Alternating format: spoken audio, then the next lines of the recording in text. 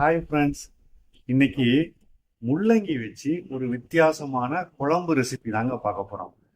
பொதுவாக முள்ளங்கியை வச்சு சாம்பார் செய்வோம், இல்லை ஒரு சிலர் குருமா செய்வாங்க.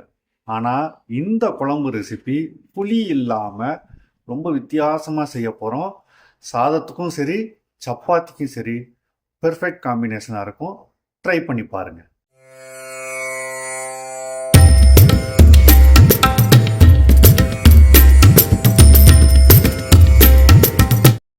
முதல்ல ஸ்டவ்வை ஆன் பண்ணி ஒரு கடாயை அடுப்பில் வச்சு கொஞ்சமாக ஒரு 2 டீஸ்பூன் அளவுக்கு எண்ணெய் ஊற்றிக்கங்க. எண்ணெய் காயட்டும். எண்ணெய் காஞ்சதுக்கப்புறம் பொடியாக நறுக்கின வெங்காயம், ஒரு பெரிய வெங்காயத்தை அதில் சேர்த்து லேசாக வதக்கிக்கங்க. வெங்காயம் ஃபுல்லாக வதங்கணும்னு அவசியம் இல்லை. ஒரு 50% அளவுக்கு, அதாவது கண்ணாடி பதம் வர்ற அளவுக்கு வதங்கினா போதும். அப்படி வதங்கினதுக்கு அப்புறம் ஒரு நல்ல பழுத்த 3 தக்காளியை பொடியாக வெட்டி அதை சேர்த்து அதையும் வதக்கணுங்க. இந்த ரெசிபிக்கு தக்காளி தான் ரொம்ப முக்கியமான இன்க்ரீடியண்ட். தக்காளி 1-2 நீங்கள் அதிகமாக சேர்த்தாலும் டேஸ்ட் கூடுமே ஒழிய குறையாது, ரொம்ப நல்லாயிருக்கும். தக்காளி வதங்குறதுக்கு தேவையான அளவு கொஞ்சமாக உப்பு சேர்த்துக்குங்க. உப்பு சேர்த்து வதக்கும் பொழுது தக்காளி சீக்கிரம் வதங்கிடும். தக்காளி ஃபுல்லாக மசிஞ்சு நல்லா வெந்துடணுங்க. அதுக்காக ஒரு 10 நிமிஷம் மூடி போட்டு வேக வச்சுக்குவோம். அப்பப்போ மூடியை திறந்து லேசாக கிண்டி விட்டுக்கோங்க. அடுப்பு சிம்லேயே இருக்கட்டும். சிம்லேயே இருந்தால் தான் தக்காளி நல்லா வதங்கி வெந்து வருங்க. இந்த ஸ்டேஜில் 1 டீஸ்பூன் அளவு இஞ்சி பூண்டு பேஸ்ட்டு சேர்த்து பச்சை வாசம் போகிற அளவுக்கு ஒரு 2 நிமிஷம் நல்லா வதக்கிக்கங்க. இஞ்சி பூண்டு பேஸ்ட்டோட பச்சை வாசனை போனதுக்கப்புறம் ஒரு சில் தேங்காயை பொடியாக நறுக்கி அதையும் சேர்த்து ஒரு 2 நிமிஷம் லேசாக வதங்கினா போதுங்க. தேங்காய் ஃபுல்லாக செவக்க வறுக்கணும்னு அவசியம் இல்லை. லேசாக தக்காளியோடு சேர்ந்து வதங்கினா போதும். இப்போது ஸ்டவ்வை ஆஃப் பண்ணிவிட்டு கடாயில் உள்ள தக்காளி, தேங்காய் இது எல்லாத்தையும் ஒரு மிக்சர் ஜாரில் மாற்றிக்கங்க. மாற்றி நல்லா ஆறட்டும். ஆறுனதுக்கு அப்புறம் தேவையான அளவு கொஞ்சமாக தண்ணி ஊற்றி நல்லா நைஸாக ஒரு விழுது பக்குவத்துக்கு அரைச்சி எடுத்துக்கோங்க. அது ஒரு பக்கம் தனியாக இருக்கட்டும். இப்போது கடாயை நல்லா கழுவி சுத்தம் பண்ணிவிட்டு திரும்பி அடுப்பில் வைங்க.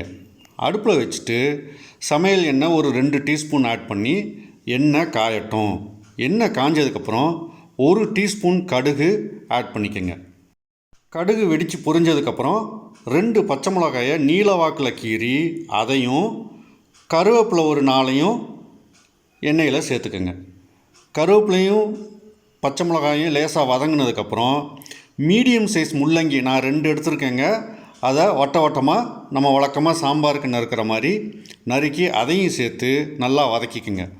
முள்ளங்கி வதங்கிறதுக்காக கொஞ்சமாக உப்பு கொஞ்சம் சேர்த்துக்கோங்க. நம்ம ஏற்கனவே தக்காளிக்கு உப்பு சேர்த்துருக்கோம், இப்போ முள்ளங்கிக்கும் சேர்க்குறோம், அதை ஞாபகம் வச்சுக்கோங்க. இப்போது மஞ்சத்தூள் ஒரு 1/2 டீஸ்பூனும் 1 டீஸ்பூன் குழம்பு மிளகாய்த்தூளும் நமக்கு காரத்துக்கு ஏற்ற மாதிரி ஒரு 1/2 டீஸ்பூன் மிளகாத்தூளும் சேர்த்து அதையும் சேர்த்து வதக்கிக்கோங்க. ஒரு நிமிஷம். ஸ்டவ்வு எப்போவுமே சிம்லேயே இருக்கணும்.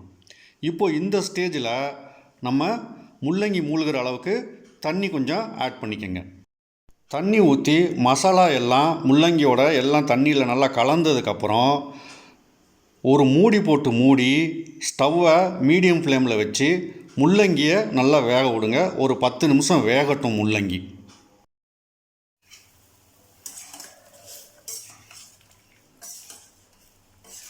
ஜஸ்ட் 7லேருந்து 10 மினிட்ஸ் தாங்க ஆகுது. முள்ளங்கி நல்லா வெந்துருச்சு. இப்போது உப்பு சரியாக இருக்கான்னு டெஸ்ட் பண்ணி பார்த்துக்குங்க. எனக்கு உப்பு சரியாக இருக்குது. கொஞ்சம் லேசாக கரிக்கிற மாதிரி இருக்கணும் இந்த ஸ்டேஜில். அடுத்து நம்ம தக்காளியை சேர்க்கும்போது சரியாக போயிடும், உப்பு சரியாக போயிடும். இப்போது நம்ம அரைச்சி வச்ச தக்காளி விழுதை சேர்த்துக்கலாம்.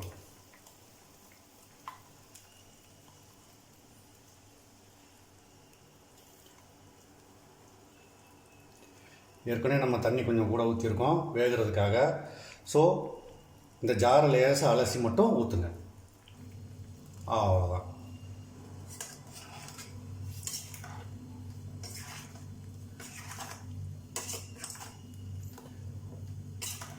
திரும்ப மூடி போட்டு ஒரு 5 நிமிஷம் வேக விடுவோம். பச்சை வாசனை தக்காளி தேங்காயினுடைய பச்சை வாசனையெல்லாம் போனதுக்கப்புறம் நம்ம ஸ்டவ்வை ஆஃப் பண்ணிடலாங்க. ஓப்பன் பண்ணி பார்ப்போம்.